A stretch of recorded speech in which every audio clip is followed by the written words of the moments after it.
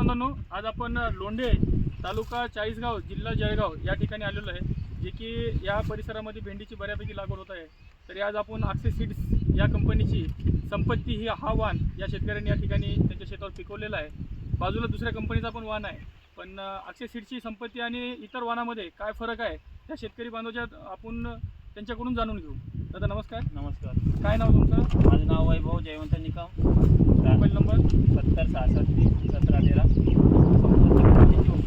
भेंडी लावली आहे आम्ही. माल पण चांगला आहे, फुटवे वगैरे पण भरपूर आहे आणि बाजारभाव पण चांगला आहे तिला. किती तोडे झाले आतापर्यंत? 18 तोडे झाले. आज पण तिचा तोडा केला आहे आणि निघायला पण चांगली.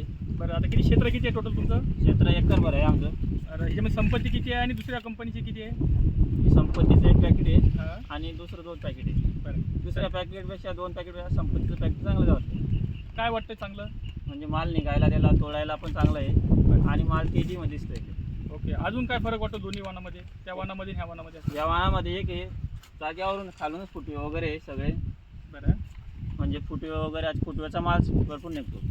ओके. तर शेतकरी बांधवांनो, आज आपण या ठिकाणी आलेलो असता पाहता आलं असं की जे नवाजलेल्या कंपनीचं दुसऱ्या कंपनीचं वाहन आहे आणि जे की आपल्या अक्षय सीडची संपत्ती आहे, ही इथल्या जळगाव जिल्ह्यातील शेतकरी बांधवांना अत्याधिक उत्पादन देत आहे आणि नक्कीच शेतकऱ्याची भरभराटी होत आहे. धन्यवाद.